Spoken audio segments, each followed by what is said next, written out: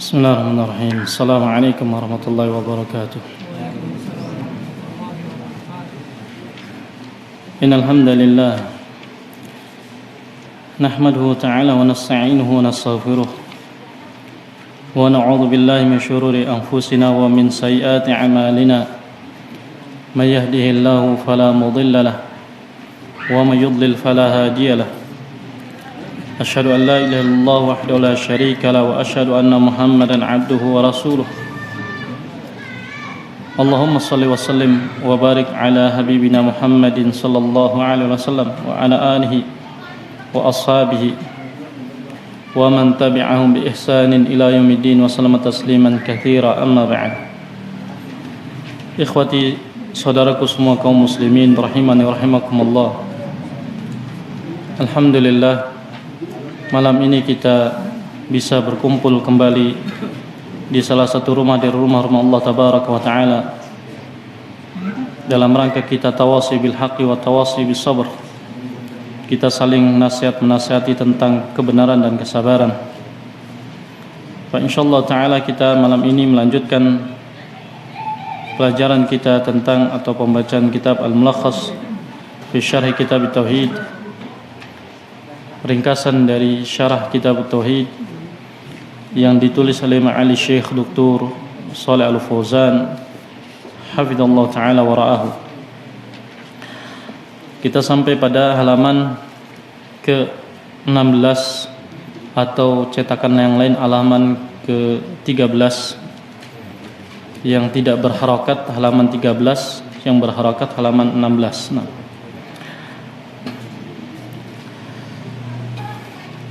Dikatakan oleh Syekhul Islam Muhammad ibn Abdul Wahhab rahimahullah ta'ala rahmatan wasi'ah. Qala rahimahullah ta'ala wa qawluhu, dan firman Allah tabaraka wa ta'ala di dalam surah Al-Isra ayat ke-23. Allah subhanahu wa ta'ala menyatakan wa qadha rabbuka alla ta'budu illa iyyah wa bil walidaini ihsana. Al-ayah. Kata Syekhul Islam Muhammad ibn Abdul Wahhab rahimahullah ta'ala, dan firman Allah ta'ala yang menyatakan wa qadha rabbuk, dan Rabbmu telah memerintahkan alla ta'budu, agar kalian tidak beribadah illa iyyah, kecuali hanya kepadanya. Wabil walidaini ihsana, dan Rabbmu juga memerintahkan untuk berbuat ihsan, berbuat baik kepada kedua orang tua. Qala Ma'ali Syekh, dikatakan oleh Syekh Shalih Fauzan hafizallahu ta'ala wa ra'ahu, qawlu qadha, firman Allah ta'ala yang menyatakan wa qadha. Qadha bermakna amara wa wassa. Qadha bermakna memerintahkan dan mewasiatkan. Wal muradu bil qadha huna, sedangkan yang dimaksud dengan al qadha di dalam ayat ini adalah al qadha'u syar'i ad-dini.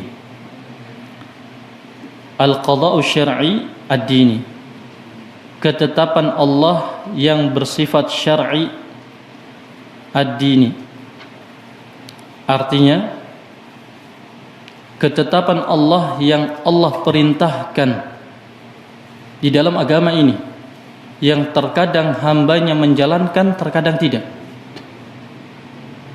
Berbeda dengan al-qadha al-qadari al-kauni.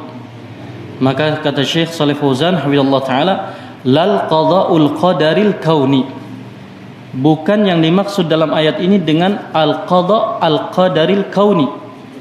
Karena qada'ul qadaril kauni maksudnya adalah ketetapan yang bersifat qadari, takdir dari Allah Ta'ala, al-kauni, yang semua alam semesta harus menerimanya, suka ataupun tidak, menolak ataupun tidak. Contohnya seperti apa? Seperti ajal, kematian. suka tidak suka, kalau ajalnya telah datang maka tidak bisa ditolak. Ini adalah qada'ullah al-qadari al-kauni. Ya. Atau juga seperti rizki juga sama. Rizki juga tidak bisa seseorang untuk menolak ketika dia diberikan oleh Allah Subhanahu wa taala, karena Allah yang sudah menjaminnya. Ya, sebagaimana disebutkan dalam ayat yang pada pembahasan yang lalu. Wa ma khalaqtul jinna wal insa illa liya'budun. Ma uridu minhum mir rizqin wa ma uridu ayut'imun. Innallaha huwar razzaq dzul quwwatil matin. Karena Allah adalah Ar-Razzaq, pemberi rizki, dzul quwwatil matin, yang memiliki kekuatan yang kokoh. Dua sifat ini menjadi jaminan dari Allah tabaraka wa taala atas semua hambanya, bahwa semua hamba akan mendapatkan rizki sesuai dengan kadarnya. Sehingga dalam ayat lain Allah mengatakan, wa ma min dabatin illa 'alallahi rizquha. Wa ma min dabatin, tidak ada dari satu binatang melata pun yang ada di muka bumi, fil ardi illa 'alallahi rizquha, melainkan Allah yang akan memberikan rizkinya. Ya. Kita hanya diperintahkan untuk yablughul asbab, untuk menempuh sebab-sebabnya, sebab-sebab tahsil ar-rizq, sebab-sebab untuk kita mendapatkan rizki. Sebagaimana burung yang berangkat pagi hari, dia dalam keadaan perut kosong, kemudian kembali dalam keadaan perut terisi. Demikian. Maka itu yang kita diperintahkan oleh Allah tabaraka wa taala.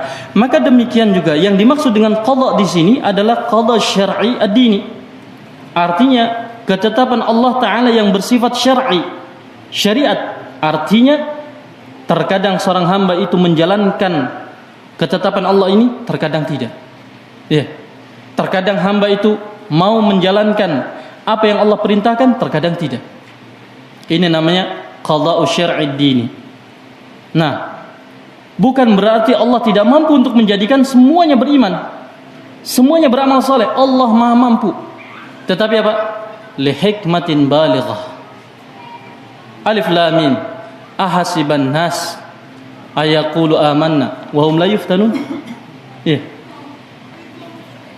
Allah tabaraka wa taala menyatakan, Alif lam mim, apakah manusia mengira ketika mereka mengucapkan amanna, kami beriman kepada Allah tabaraka wa taala, wa hum la yuftanun, kemudian mereka tidak diuji? Artinya tidak diberikan perintah dan tidak diberikan larangan. La yu'mar wa la yunha. Tidak diperintah dan tidak dilarang. Ketika diperintah, apakah dia menjalankan perintah itu atau tidak? Ketika dilarang, apakah dia meninggalkan atau tidak? Ya. Karena Allah Subhanahu wa taala akan menguji setiap hambanya, dan Allah tidaklah membebankan satu jiwa melainkan sesuai dengan kemampuannya.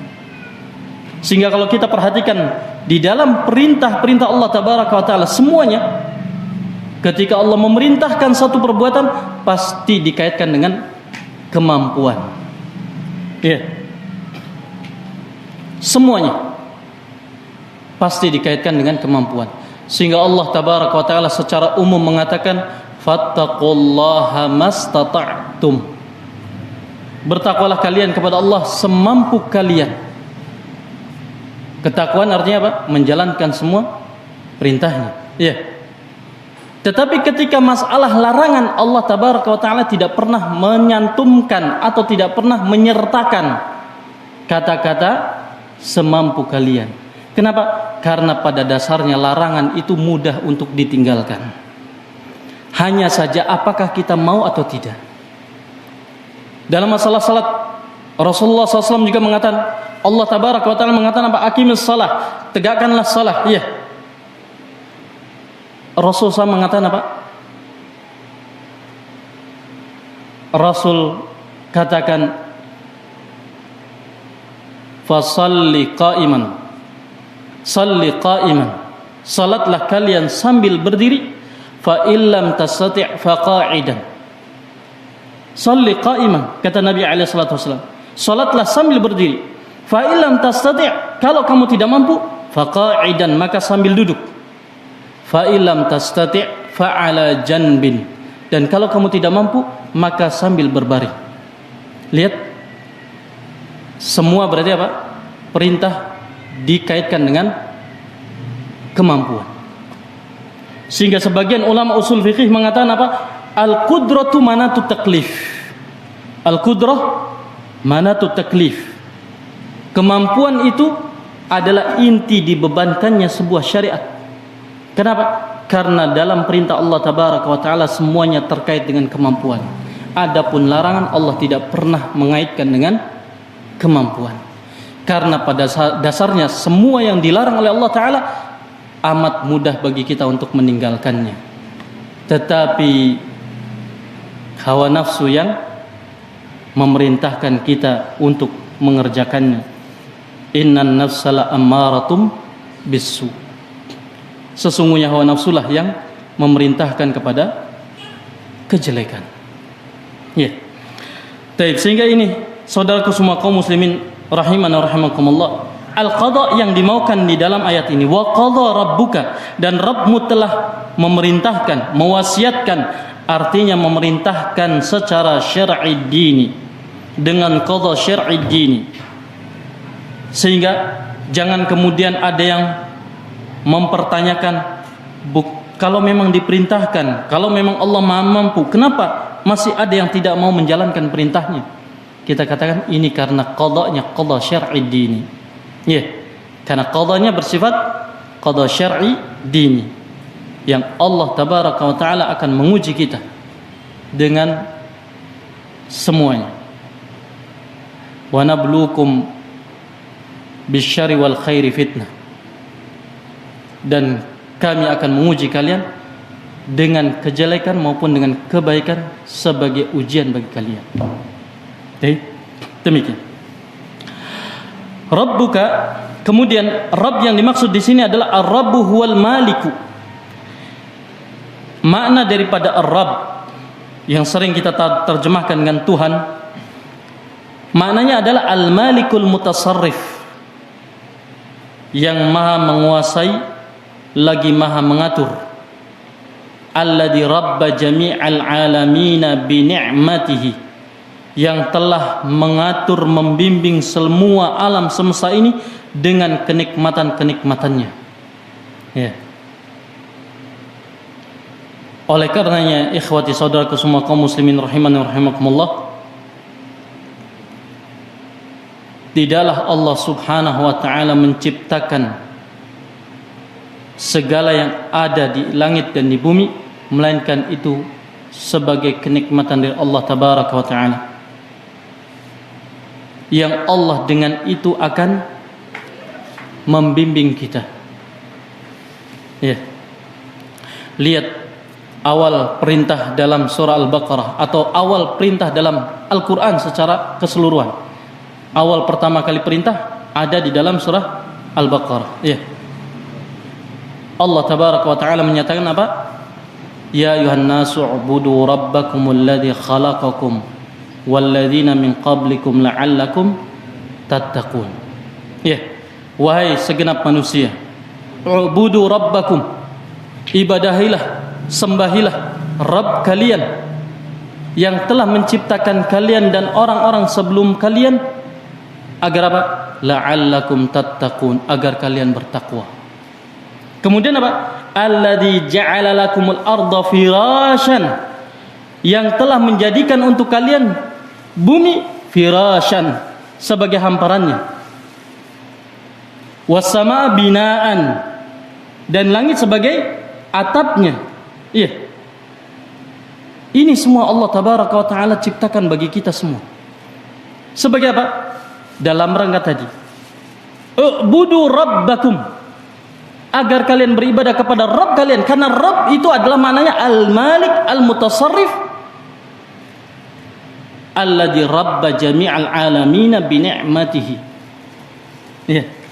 Allah ciptakan bumi sebagai hamparan bagi kita, Allah ciptakan langit sebagai atapnya bagi kita. Kemudian apa? Dan Allah juga tumbuhkan tumbuh-tumbuhan untuk kita semua. Ya. Baik. Maka inilah Allah ingin membimbing kita untuk beribadah kepada Allah dengan jalan kita mengingat semua kenikmatan-kenikmatan yang Allah berikan kepada kita. Karena sejatinya Rabb adalah ini yang membimbing seluruh alam semesta, yang mengatur seluruh alam semesta dengan berbagai macam kenikmatan yang telah diberikannya. Allah memberikan ini semua bukanlah untuk kita bersenang-senang semata, tetapi Allah memberikannya tidak lain untuk kita beribadah kepadanya.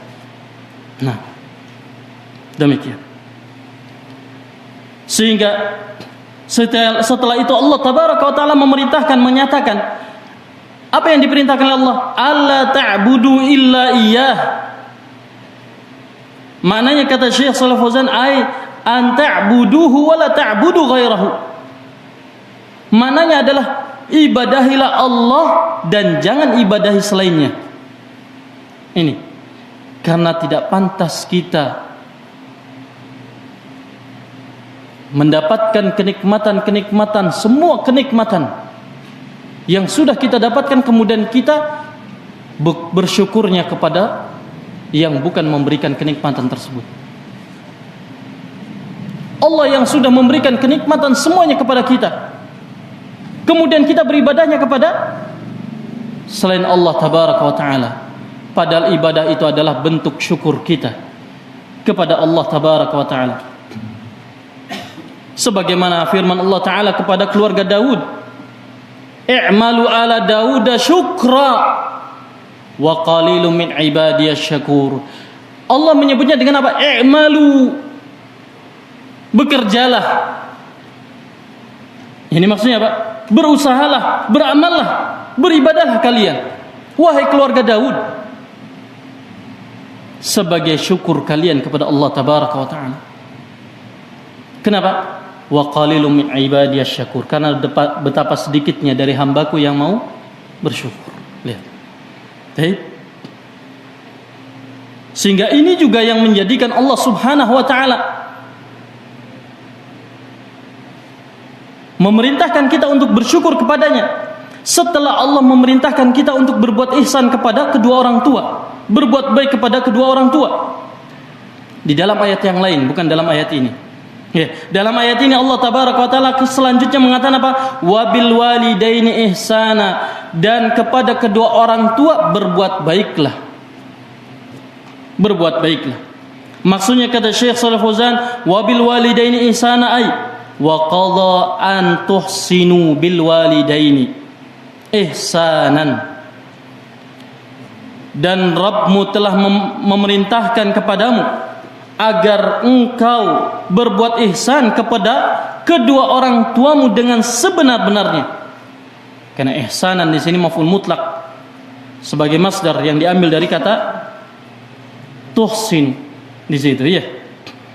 Kama qadha an ta'buduhu wa la ta'budu ghairahu, sebagaimana Allah telah memerintahkan agar engkau beribadah hanya kepada Allah dan tidak beribadah kepada selainnya.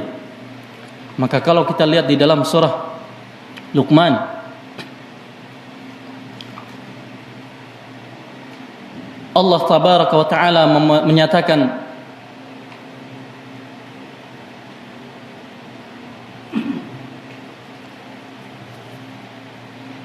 wa wasal insanu biwalidayhi apa? Gimana? Ihsanan. Jazakallahu khairan. Hamalathu ummuhu wahnan ala wahnin wa fisaluhu fi amaini anishkur li wali walidayka ilayyal masir. Lihat, Allah di akhir ayat ketika memerintahkan kepada kita untuk berbuat ihsan kepada kedua orang tua, iya, maka Allah mengatakan apa? Anishkur li, agar kalian bersyukur kepadaku, kata Allah tabaraka wa taala.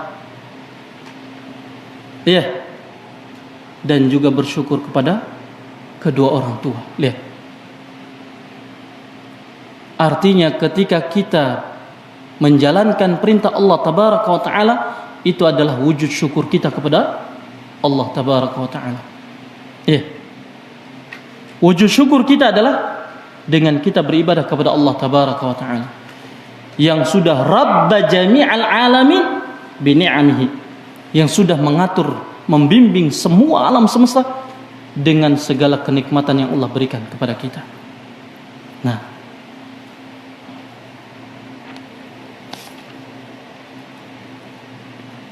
sehingga mana dari ayat ini, kata Syekh Shalih Fauzan hafizallahu taala, wal ma'na al-ijmali lil ayah, makna secara global terhadap ayat ini, qala al-ikhbaru anna Allah subhanahu wa ta'ala amara wa wassa ala al-suni rusulih. Di dalam ayat ini Allah tabaraka wa ta'ala memberitakan bahwa Allah telah memerintahkan dan mewasiatkan melalui lisan-lisan para rasulnya ayyu'bad wahdah, agar Allah diibadahi semata, duna ma siwah, tanpa beribadah kepada selainnya, wa yuhsinal waladu ila walidayhi, dan agar seorang anak itu mau berbuat ihsan kepada kedua orang tuanya, ihsanan, dengan sebenar-benar ihsan, bil qawli wal fi'li, dengan ucapan, dengan perbuatan. Ya. Nah, sehingga ini yang diinginkan. Perbuatan ihsan itu tidak hanya dengan perbuatan, bahkan dengan ucapan pula.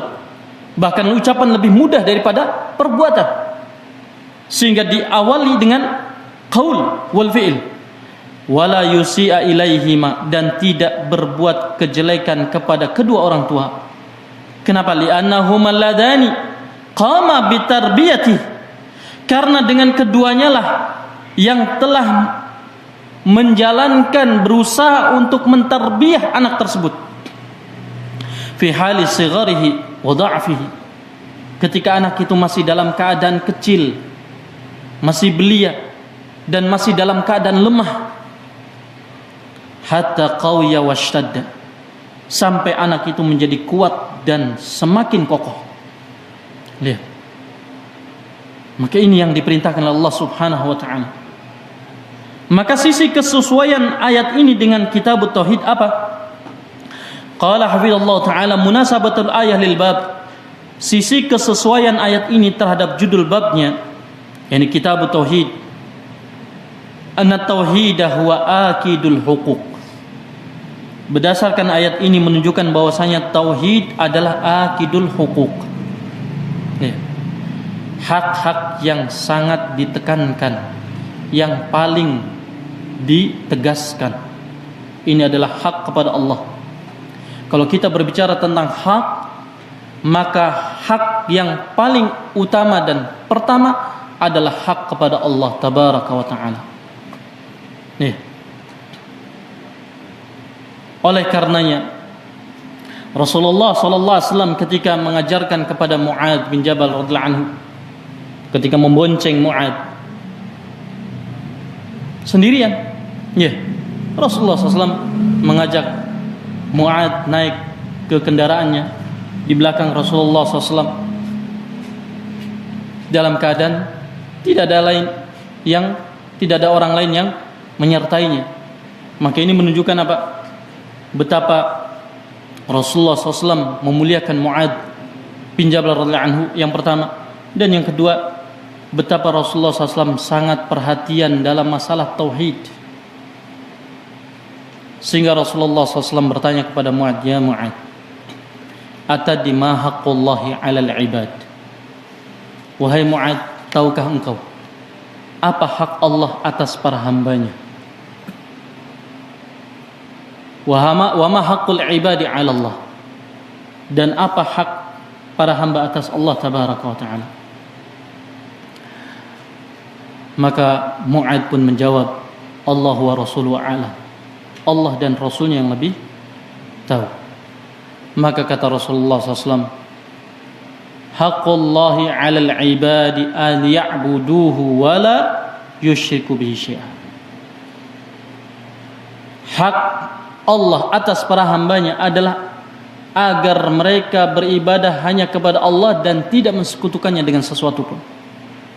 Nah, lihat. Dalam keadaan apa? Mu'ad di saat itu masih belia. Ya. Demikian juga yang terjadi pada Ibnu Abbas radhiyallahu anhuma.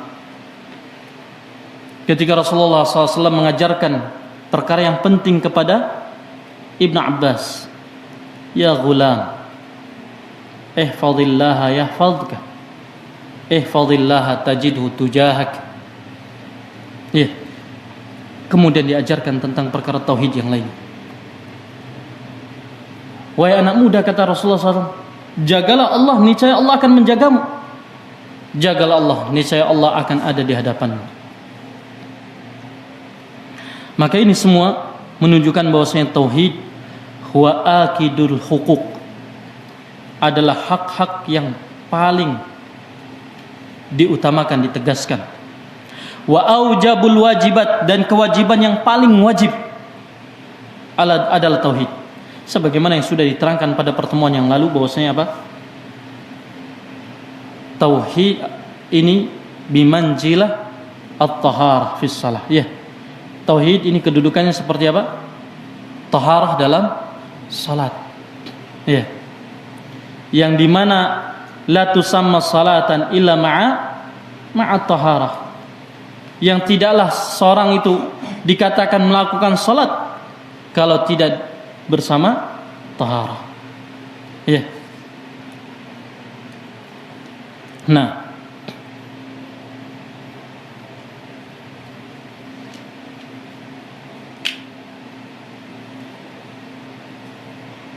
kenapa demikian? Dikatakan sebagai akidul hukuk wa aujabul wajibat. Kata Syekh Shalih Fauzan hafizallahu taala, alasannya li'anna Allah bada'a bihi fil ayah. Karena di dalam ayat ini Allah Subhanahu wa taala memulainya dengan tauhid. Padahal Allah Subhanahu wa taala menyebutkan beberapa hak-hak yang ada. Sampai-sampai para ulama menyebutnya ini adalah hukukul asyar. Ya, 10 hak yang wajib ditunaikan bagi kita. Ke-10 itu bisa dibaca dalam kelengkapan surah Al-Isra ayat 23. Nah, di mana Allah Subhanahu wa taala memulainya dengan tauhid, dan setelahnya dengan birrul walidain, berbakti kepada kedua orang tua. Berarti ini juga menunjukkan betapa besarnya perkara birrul walidain, berbakti kepada kedua orang tua. Sampai-sampai Allah gandengkan dengan masalah tauhid. Tidaklah Allah gandengkan dengan perkara tauhid, melainkan perkara tersebut apa? Adalah perkara yang penting. Sebagaimana sesuatu itu tidak akan diidhafahkan kepada yang mulia, sesuatu tidak akan mungkin digabungkan dengan sesuatu yang mulia, melainkan yang digabungkan itu juga mulia. Ya. Kenapa dikatakan Baitullah? Masjid ini adalah Baitullah, rumah Allah Subhanahu wa taala. Ini adalah idhafatu tasyrif, kata para ulama. Ini adalah menggabungkan satu kata kepada sesuatu yang mulia. Iya. Karena Allah Subhanahu wa taala Maha mulia. Ketika satu tempat dijadikan sebagai tempat di mana kita beribadah kepada zat yang Maha mulia, maka tempat itu menjadi mulia. Maka digabungkan, disandarkan kepada yang mulia. Iya. Baik, demikian. Oleh karenanya, ketika Allah Subhanahu wa taala memulai perkara itu dengan tauhid, menunjukkan bahwasanya tauhid ini adalah perkara yang paling mulia, paling utama, paling wajib, dan sangat-sangat ditekankan. Wala yubtada'u illa bil ahammi fal aham. Karena Allah Subhanahu wa taala tidak akan memulai kecuali dengan yang paling penting, kemudian yang penting berikutnya. Ya. Oleh karena ya Rasulullah SAW ketika apa? Ketika melakukan manasik haji, beliau mengatakan ibda'u bima bada'allahu bih. Mulailah dengan apa yang Allah mulai dengannya. Dan ketika kita memulai berihram, yang kita panjatkan dari talbiyah kita adalah apa? Kalimatut tauhid. Ya. Labbaik Allahumma labbaik, labbaika la syarika lak. Ya. Ya. Kalimatut tauhid. Ketika kita bertalbiyah, yang pertama kali kita bacakan ketika kita apa? Ihram, memakai pakaian ihram. Tamam? Ya. Ini. Maka ikhwati a'azani wazakumullah, berarti apa faedah yang bisa kita ambil dari ayat ini? Ma yustafadu minal ayah, kata Syekh Shalih Fauzan hafizallahu taala, pelajaran yang bisa kita ambil dari faedah pelajaran yang bisa kita ambil dari ayat ini, awalan yang pertama, anna tauhidah huwa awwalu ma amara Allah bihi minal wajibat. Di sini menunjukkan bahwasanya tauhid adalah pertama kali dari apa yang telah Allah perintahkan dari kewajiban-kewajiban yang ada. Dan kalau kita telusuri Al-Quran dari Al-Fatihah sampai An-Nas, perintah yang pertama kali apa? Tauhid. Tadi dalam surah Al-Baqarah ayat ke-21. Ya. Ya ayuhan nasu ubudu rabbakum. Ya. Wahai segenap manusia, beribadahlah kalian hanya kepada Rabb kalian.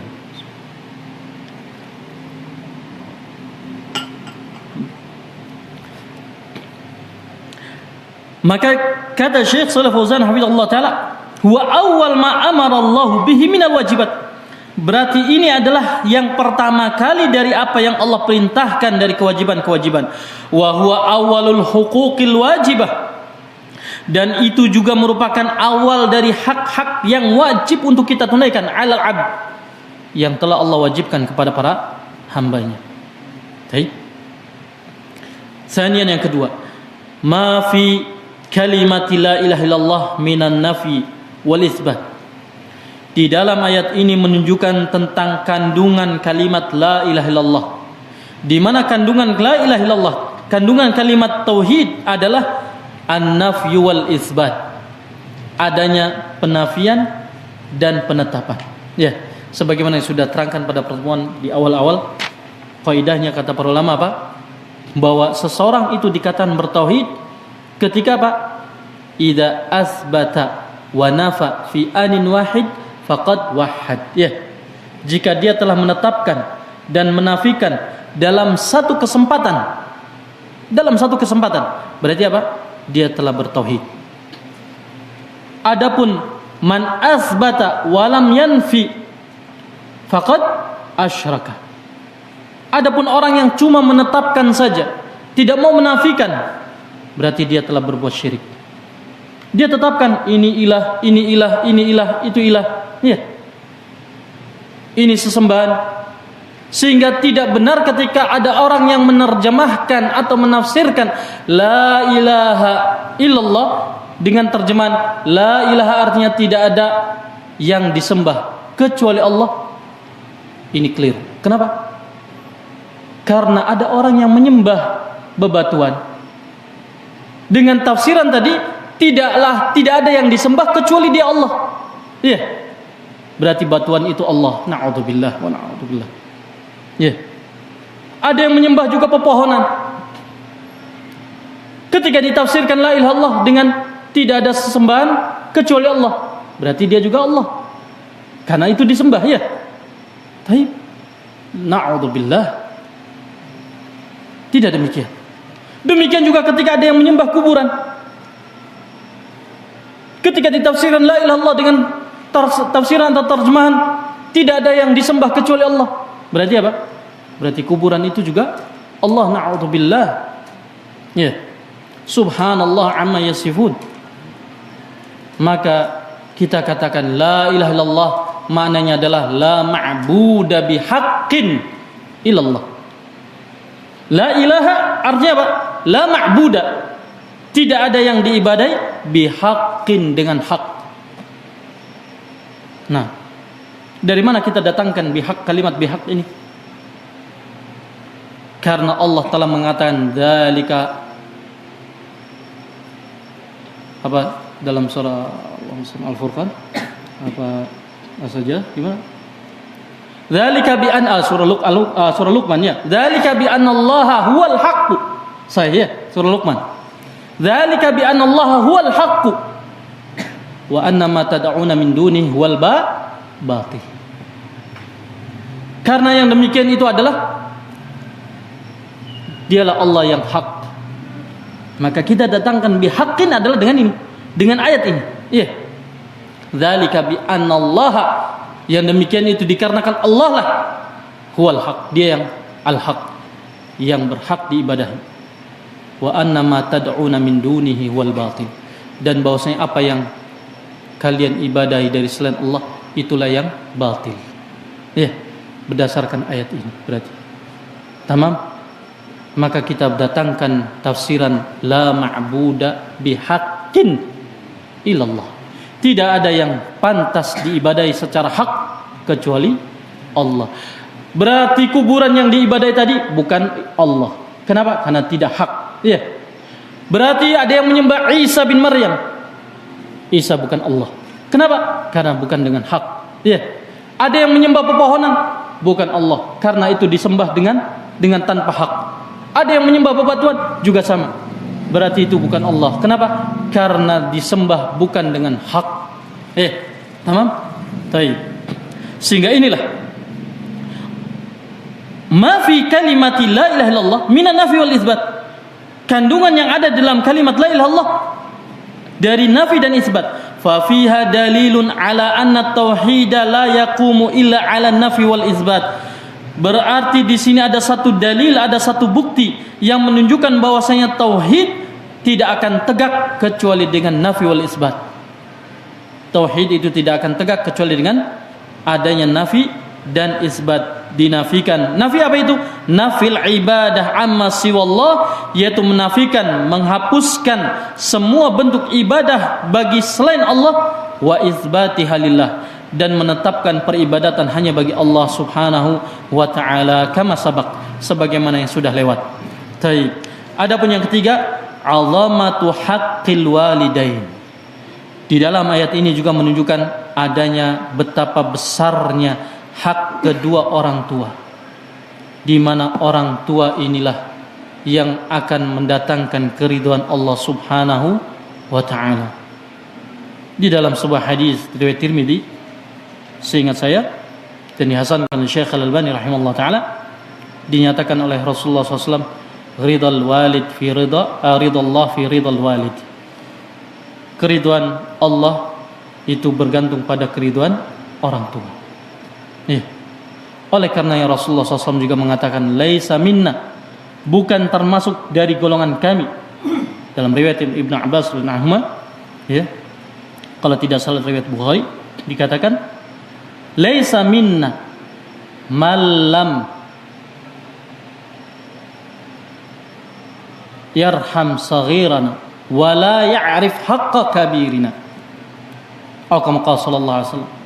Tidak termasuk, bukan termasuk dari golongan kami, artinya bukan orang yang menjalankan sunnah kami, orang yang tidak merahmati, mengasihi orang-orang kecilnya dari kita, ini anak kecilnya dari kita, dan tidak mengerti hak orang tua kita. Ini.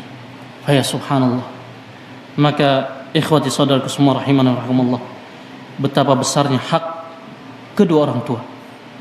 Kenapa? Haitsu atafa haqqahuma ala haqqi, di mana Allah di dalam ayat ini telah menggandengkan hak kedua orang tua dengan hak Allah tabaraka wa taala. Subhanallah. Wa jaa fil martabati tsaniyah, dan datang pada kedudukan yang kedua. Yang keempat, wujubul ihsan ilal walidain, berarti wajibnya berbuat ihsan kepada kedua orang tua. Wa bi jami' anwa'il ihsan, dan dengan semua bentuk ihsan. Li'anna lam yukhas naw'an duna naw'in, karena di sini tidak dikhususkan satu jenis, satu macam dari macam yang ada. Yang terakhir, tahrimu uquqil walidain, haramnya melakukan uquq, durhaka kepada kedua orang tua. Maka dengan ini kita cukupkan, naktafi bi hadzal qadar pertemuan kita. Insyaallah barangkali ada yang kurang difahami atau mau ditanyakan, baik apa yang dipelajari ataupun di luar dari pelajaran ini, silakan nanti sambil nunggu iqamah ba'da al-adzan, begitu ya. Baik. Wal afu minkum la taqsir wa nasallahu salam wal afiyah. Aqulu qouli hadza astaghfiru li wa lakum wa lisairil muslimin wal muslimat min kulli dzunub wal khataaya wa nas'alullaha ay ja'alana minal ladzina yastami'una al-qawla fayattabi'una ahsanah. Amin ya rabbal alamin. Wa sallallahu ala nabiyina Muhammadin wa alihi washabihi wasallam. Walhamdulillahi rabbil alamin. Udah, silakan kalau misalkan ada yang mau ditanyakan, silakan. Baik yang terkait dengan apa yang kita pelajari tadi ataupun yang di luar itu. Kalau saya bisa jawab, insyaallah saya jawab. Kalau tidak bisa, saya mohon maaf. Na'am, alaikum. Udah.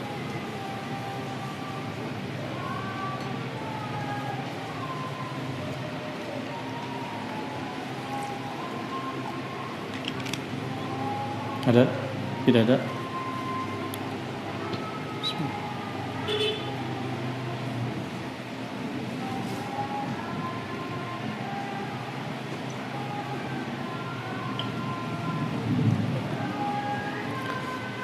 Baik, kalau tidak ada, ya, fadhal. Assalamualaikum. Bagaimana orang-orang yang mendatangi kuburan kemudian mereka bertawasul di sana? Baik. Nah, orang-orang yang datang ke kuburan untuk bertawasul kepada baik kepada Nabi kita alaihi salatu wassalam ataupun kepada sahibul qabr, maka apa yang mereka lakukan, insyaallah nanti dibahas dalam kitab ini juga pada pertengahan kalau tidak salah. Maka mereka sesungguhnya melakukan kesalahpahaman dalam menafsirkan sebuah ayat tentang al-wasilah dalam ayat yabtaghuna ila rabbihimul wasilata ayyuhum aqrab. Mereka mencari wasilah yang bisa mendekatkan diri mereka kepada Rabb mereka. Siapa yang lebih dekat kepada Allah? Berdasarkan ayat ini, mereka beranggapan bahwasanya mencari wasilah atau perantara itu adalah benar. Maka ini tidak benar sama sekali. Karena Allah Subhanahu wa taala dengan tegas mengatakan ud'uuni astajib lakum. Berdoalah, memintalah kepadaku, niscaya aku akan kabulkan kalian. Kalau ayat ini mengisyaratkan kepada adanya wasilah ataupun wasitah, perantara dalam berdoa, tentu Allah Subhanahu wa taala telah memerintahkan dalam ayat tersebut. Dan tentunya Allah Subhanahu wa taala menggandengkannya dengan perkara tersebut, dengan perkara wasilah. Tetapi ketika Allah Subhanahu wa taala menyatakan dengan tegas ud'uuni astajib lakum, memintalah kepadaku, berdoalah kepadaku, niscaya aku akan kabulkan untuk kalian. Innal ladzina yastakbiruna an ibadati sayadkhuluna jahannama dakhirin. Sesungguhnya orang-orang yang tidak mau sombong dari beribadah kepadaku. Di awal Allah Subhanahu wa taala sudah menyatakan doa, kemudian pada kalimat berikutnya Allah mengatakan apa? An ibadati, dari beribadah kepadaku. Berarti apa? Ad-du'a huwal ibadah. Ya, doa itu adalah ibadah. Dan hakul ibadah, haknya ibadah itu apa? Dilakukan di tempat yang sudah ditentukan oleh Allah Tabaraka wa taala dan Rasulnya. Ya. Di mana Rasulullah SAW mengatakan ju'ilat liyal ardu masjidan wa tahura. Dijadikan bumi ini semuanya bagiku sebagai masjid. Ini masjid tempat sujud, maudi'us sujud, dan alat untuk bersuci. Artinya bahwa semua bagi dari belahan bumi ini adalah tempat untuk kita beribadah kepada Allah, untuk sujud kepada Allah Tabaraka wa taala, kecuali ilal hammam wal maqbarah dalam lafaz lain. Kecuali hammam wal maqbarah, kecuali tempat buang hajat dan kuburan. Ya. Dengan tegas Rasulullah SAW mengatakan illal hammam wal maqbarah. Artinya demikian Rasulullah SAW juga menyatakan la taj'alu buyutakum maqabir. Jangan kalian jadikan rumah-rumah kalian sebagai kuburan-kuburan. Berarti apa? Tempat di mana kita tidak dibenarkan untuk doa, untuk salat, untuk beribadah padanya. Iya. Baik. Karena apa?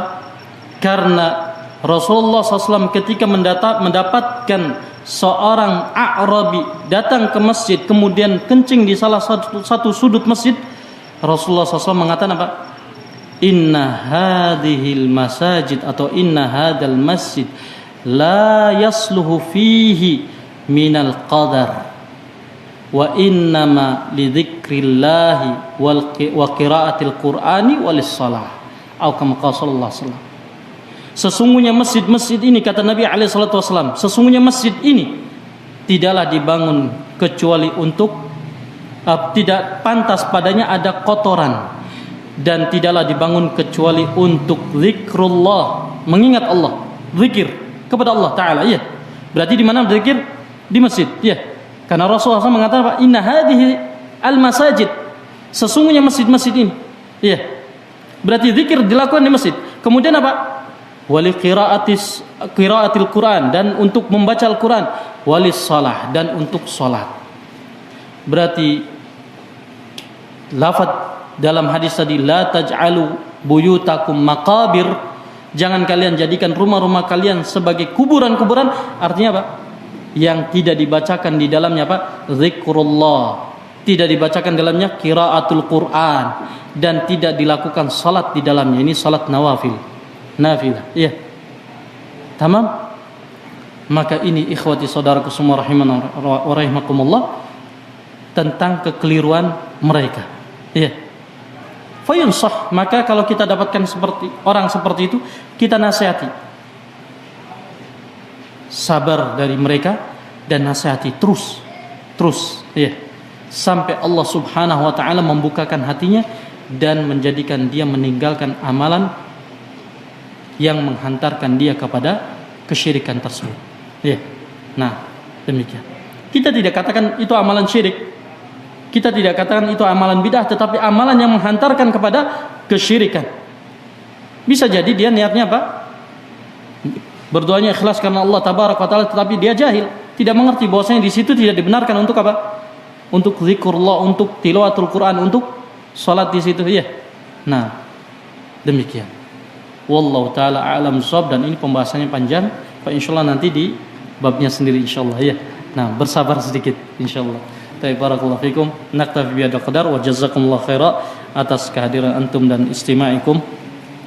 Wa nasallahu ta'ala al-'afwa wal maghfirah. Wallahu a'lamu bissawab. Assalamualaikum warahmatullahi wabarakatuh.